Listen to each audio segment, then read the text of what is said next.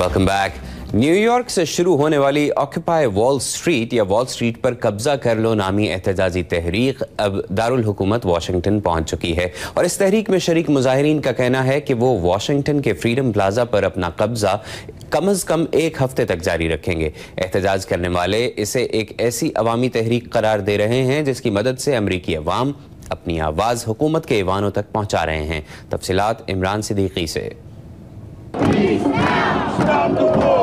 कुछ हफ्तों पहले न्यूयॉर्क से शुरू होने वाली तहरीक ऑक्यूपाई वॉल स्ट्रीट या वॉल स्ट्रीट पर कब्जा कर लो अब वाशिंगटन की सड़कों तक आ पहुंची है।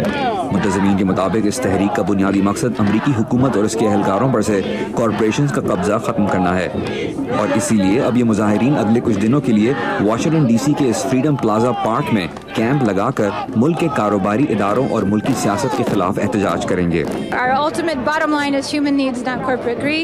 वाशिंगटन डीसी से ताल्लुक रखने वाली मार्गरेट फ्लावर्स एक डॉक्टर हैं मगर बेरोजगार हैं और आजकल मुख्तलिफ इदारों के साथ रज़ाकाराना तौर पर काम कर रही हैं। मार्गरेट इन मुजाहिरों को अदम तशद्दुद पर मबनी एक गैर जानिबदार जमहूरी तहरीक का नाम दे रही हैं। मार्गरेट का कहना है कि अगले कुछ दिनों के लिए उनका और उनके साथियों का घर ये फ्रीडम प्लाजा है। हम ये देख रहे हैं कि सबसे ज्यादा माली फायदा ऊपर के 1% तबके को मिल रहा है जबकि बाकी 99% अवाम गुर्बत और बेरोजगारी का शिकार हैं। ये ऐसा सिस्टम है जो काम नहीं कर रहा।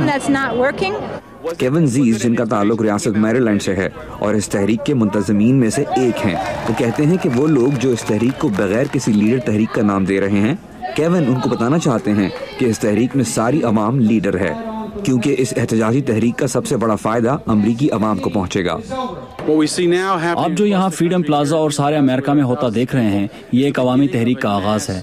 ये अभी मजीद बढ़ेगी। हर वो शख्स जो आज यहाँ पर मौजूद है वो अपने लिए बजाते खुद एक लीडर है। केविन और इन जैसी सोच रखने वाले मुजाहिरीन समझते हैं कि उन्होंने पिछली 2 दिहाइयों में काफी लीडर्स को आजमा लिया है। ये एक बड़ी भूल है कि हम अपनी सारी उम्मीदें एक ही लीडर पे लगा देते हैं क्योंकि एक लीडर 2 रास्ते चुन सकता है, गलतियां कर सकता है, वो बदनुमानी का शिकार हो सकता है। तो जो आप देख रहे हैं वो दरअसल बड़े पैमाने पर लीडरशिप की नाकामी है। मेरे सवाल पर कि यही वो इदारे हैं जो अवाम को नौकरियां फराहम करते हैं और यही वो हुकूमत है जो मुलाजमत से महरूम अफराद को बेरोजगारी अलाउंस देती है, तो ये मुजाहिरीन उनके खिलाफ नारे क्यों लगा रहे हैं? इस पर मार्गरेट कहती हैं कि उनकी लड़ाई किसी इदारे से नहीं बल्कि उनकी पॉलिसियों से है। हम कॉरपोरेशंस के खिलाफ नहीं हैं मगर उन्हें ऐसे अंदाज में काम करना चाहिए जिससे आवाम को नुकसान ना पहुंचे। उन्हें एक मखसूस मुद्दत का पाबंद किया गया था कि इस दौरान वो ऐसी चीजें बना सकें जिससे आवाम को फायदा पहुंचे, मगर उन्होंने अपने माली फायदों के लिए उन ज़ाब्तों का नाजायज इस्तेमाल किया है। अमरीकी रियासत विस्कॉन्सिन से आए हुए बेन मैन्स्की उनमें से हैं जिन्होंने कुछ माह कबल इस तहरीक का आगाज किया था। बेन का कहना है कि अफगानिस्तान में जंग को अब 10 साल हो चुके हैं। अमरीकी अवाम ने हमेशा हर जंग के खिलाफ अपनी आवाज बुलंद की है मगर मीडिया उन्हें नजरअंदाज करता है और इसकी सबसे बड़ी वजह वाशिंगटन की पॉलिसियां हैं। मसला ये सियासी निज़ाम है और बड़ी कॉरपोरेशंस इस निज़ाम को चला रही हैं और जब तक अमरीकी अवाम जो कि अच्छे लोग हैं, जो अच्छे इक़्तिदार रखते हैं, जो तनव्वुर और जमहूरियत पे यकीन रखते हैं, जब तक अवाम इस निज़ाम को नहीं चलाएंगे तब तक उनकी अच्छाइयाँ हमें हुकूमती पॉलिसियों में नजर नहीं आ सकती। केविन जीज का कहना है कि अभी ये अवामी जंग सिर्फ शुरू हुई है और आने वाले सालों तक जारी रहेगी। इस अवामी एहतजाजी तहरीक में असल जंग कॉरपोरेशंस और ऐसी जमहूरियत के बीच है जिसमें अवाम अपना किरदार अदा करती है। हमारी डिमांड बहुत सादा है और वो ये कि हम चाहते हैं कि इस मुल्क की हुक्मरानी यहाँ की अवाम करें, न कि कॉरपोरेट सरमायादार। ऑक्यूपाई वाशिंगटन डीसी या कब्जा कर लो वाशिंगटन डीसी में अमेरिका के हर तबके के लोग शामिल थे, चाहे उनका ताल्लुक वियतनाम की जंग से हो या इराक या अफगानिस्तान की। Imran Siddiqui, Urdu VOA, Washington.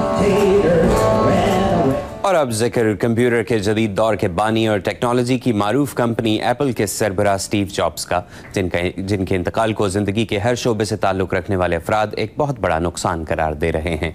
IPhone, iPad और ऐसी कई दीगर ईजादें मुतारिफ कराने वाले स्टीव जॉब्स ने जदीद कंप्यूटर टेक्नोलॉजी के आसान तर इस्तेमाल को मुमकिन बनाने में अहम किरदार अदा किया। लेकिन क्या ये कंपनी स्टीव जॉब्स की मौत के बाद भी अपना मयार बरकरार रख सकेगी? सारा ज़मान की रिपोर्ट। स्टीव जॉब्स को एक ऐसे इंसान के तौर पर याद रखा जाएगा जिसने टेक्नोलॉजी को माहिरीन ही नहीं बल्कि आम लोगों तक भी पहुंचाया। خواہ وہ اس میں دلچسپی رکھنے والے امریکی ہوں یا افغان۔ طالبان دور میں پاکستان کے لیے افغانستان کے سفیر رہنے والے ملا عبدالسلام ضعیف بھی 2009 میں آئی فون ہی استعمال کر رہے تھے۔ This is working like a telephone also, and also I'm using the internet with that. میں اس فون پر انٹرنیٹ استعمال کرتا ہوں اور جی پی ایس کے ذریعے افغانستان کے راستے بھی دیکھتا ہوں۔ اس میں اور سہولتیں بھی ہیں۔ یہ ایک فون سے بڑھ کر ہے، یہ جدید ہے اور استعمال میں آسان ہے، اسی لیے یہ مجھے بہت پسند ہے۔ دنیا کے ہر حصے میں لوگوں کو متاثر کرنے والی ٹیکنالوجی متعارف کروانے والے اسٹیو جابز کا کمپیوٹرز کی دنیا میں ایک علیحدہ مقام ہے۔ ہم بس ایسی مصنوعات بنانے کی کوشش کر رہے ہیں جو ہمارے خیال میں بہت اچھی ہیں اور جنہیں لوگ استعمال کرنا چاہیں گے۔ کبھی ہم صحیح ہوتے ہیں اور کبھی غلط۔ اسٹیو جابز اکثر درست ہی ہوتے تھے، جس کی علامت ہے دنیا کے مختلف ممالک میں ان کی مصنوعات میں لوگوں کی دلچسپی۔ فرانسس لنگ ہانگ کانگ میں ٹیکنالوجی کے تجزیہ کار ہیں۔ اسٹیو جابز نے ہمارا میوزک سننے اور فون اور کمپیوٹر استعمال کرنے کا طریقہ بدل دیا۔ اسٹیو جابز، جنہوں نے کالج کی تعلیم مکمل نہیں کی تھی، 24 فروری 1955 کو پیدا ہوئے۔ انہوں نے ریاست کیلیفورنیا کے اس علاقے میں پرورش پائی جو آج سلیکان ویلی کے نام سے جانا جاتا ہے اور امریکہ میں ٹیکنالوجی کی صنعت کا مرکز ہے۔ 1974 میں جابز نے اپنے دوست اسٹیو وازنیاک کے ساتھ مل کر اپنے گیراج میں ایپل کا پہلا کمپیوٹر تیار کرنا شروع کیا۔ The fact that he was able to redesign American commerce. یہ حقیقت کہ انہوں نے امریکہ میں کاروبار کا طریقہ بالکل بدل دیا حیران کن ہے۔ ان کا نام امریکی تاریخ میں صنعتی شعبے سے وابستہ بڑے ناموں جیسے تھامس ایڈیسن اور ہنری فورڈ کے ساتھ لیا جائے گا۔ So one of the great of all time. I think Apple has sort of میرے خیال میں ایپل نے ٹیکنالوجی کے بارے میں ہماری سوچ بدل دی ہے۔ to technology. I think انہوں نے ایک ایسی لہر کا آغاز کیا جس کے اثرات آنے والے برسوں میں بھی نظر آتے رہیں گے۔ 2004 میں جابز نے اعلان کیا کہ وہ لبے کے کینسر کے لیے سرجری کروا چکے ہیں۔ اس کے 5 سال بعد انہوں نے جگر کی پیوند کاری بھی کروائی۔ ڈاکٹر میتھیو والش کلیولینڈ کلینک میں جنرل سرجری کے شعبے کے سربراہ ہیں۔ یہ ایک ایسا مرض ہے جو واپس آ جاتا ہے اور آپ کے جسم میں پھیل کر اسے کمزور بنا سکتا ہے۔ اس سال اگست میں اسٹیو جابز ایپل کے چیف ایگزیکٹو کے عہدے سے دستبردار ہو گئے، جس سے صارفین میں پریشانی کی لہر دوڑ گئی۔ میرا نہیں خیال کہ یہ کمپنی اسی جدت کے ساتھ آگے بڑھ سکے گی۔ ان کے آئیڈیا کے پیچھے اسٹیو کا ذہن ہے۔ لیکن کچھ لوگوں کی سوچ اس سے مختلف تھی۔ وہ اپنے بعد اس کمپنی کو چلانے والوں کا خود انتخاب کر چکے ہیں۔ میرے خیال میں یہ کمپنی کامیابی سے کام کرتی رہے گی۔ اسٹیو کے انتقال سے ایک روز قبل ایپل نے اپنا نیا آئی فون پیش کیا۔ ان کے انتقال پر کمپنی کی طرف سے جاری کردہ بیان میں کہا گیا کہ اسٹیو کی ذہانت اور جذبہ ایسی لاتعداد مصنوعات کی وجہ بنے جنہوں نے ہم سب کی زندگیوں کو پہلے سے بہتر بنایا۔ ماریامہ دیالو کے ساتھ سارا زمان، اردو VOA۔ کمپیوٹرز، آئی فون، آئی پیڈز، یہ سب کچھ الیکٹرانکس اور ڈیجیٹل میڈیا کی دنیا میں آنے والا انقلاب اور اب صرف ترقی یافتہ ملکوں میں ہی انسانی زندگی کو تبدیل نہیں کر رہا بلکہ براعظم افریقہ کے ترقی پذیر ملکوں کی تعلیم و ترقی میں بھی اپنا کردار ادا کر رہا ہے۔ تاہم کئی افریقی ملکوں میں استعمال شدہ اور ناکارہ الیکٹرانک آلات بھی ایک بڑا مسئلہ بنتے جا رہے ہیں۔ ان ناکارہ اشیاء یا ای ویسٹ سے ماحول کی آلودگی میں اضافہ روکنا کیوں ضروری ہے؟ تفصیلات عبدالعزیز خان سے۔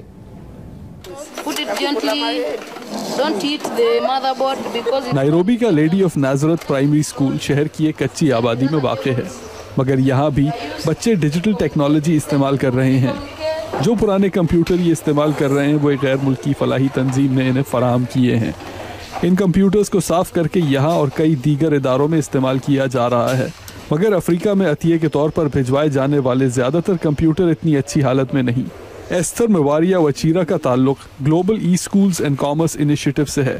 یہ ایک غیر ملکی سرکاری ادارہ ہے جسے اقوام متحدہ نے ترقی پذیر علاقوں میں ٹیکنالوجی کی ترقی کے لیے قائم کیا ہے۔ جب بھی ایسی اشیاء احتیاط کے طور پر آتی ہیں تو یہ زیادہ دن نہیں چلتی، صرف 1 یا 2 سال کے بعد یہ خراب ہو جاتی ہیں اور ان کی مرمت ایک مہنگا کام ہوتا ہے۔ وہ کہتی ہیں کہ ان کمپیوٹرز کے ناکارہ ہونے کے بعد یہ ای ویسٹ بن جاتے ہیں۔ ای ویسٹ بجلی سے چلنے والی وہ اشیاء ہوتی ہیں جو کام کرنا بند کر دیتی ہیں۔ افریقی ممالک میں یہ اشیاء ایک بہت بڑا مسئلہ ہیں کیونکہ زیادہ تر ممالک پلاسٹک، مرکری، کیڈمیم، لیڈ اور اس قسم کی دوسری اشیاء کو ریسائیکل کرنے کی صلاحیت نہیں رکھتے۔ افریقہ کی زیادہ تر استعمال شدہ الیکٹرانکس یورپی ممالک سے آتی ہیں، مگر یہ زیادہ عرصہ نہیں چل پاتی اور انہیں کچرے میں پھینکنا پڑتا ہے۔ नीली क्रोएस यूरोपीय यूनियन की वाइस प्रेसिडेंट हैं। वो कहती हैं कि यूरोपीय ममालिक में ई वेस्ट को रिसाइकिल किए बगैर माहौल के हवाले करने पर पाबंदी आयद है और अफ्रीकी ममालिक के लिए भी ज़रूरी है कि इस मसले का अंदरूनी हल तलाश करें। Of course, it is tempting for countries that are not yet developed. तरक्की पजीर ममालिक में ये सोच आम है कि पहले हम अपनी मईशत बेहतर करेंगे और मजीद टेक्नोलॉजी मंगवाएंगे, फिर इस किस्म के मसाइल से निपटेंगे। जनूबी अफ्रीका वो वाहिद मुल्क है जहाँ ई वेस्ट से मुताल्लिक कानून साजी की जा चुकी है।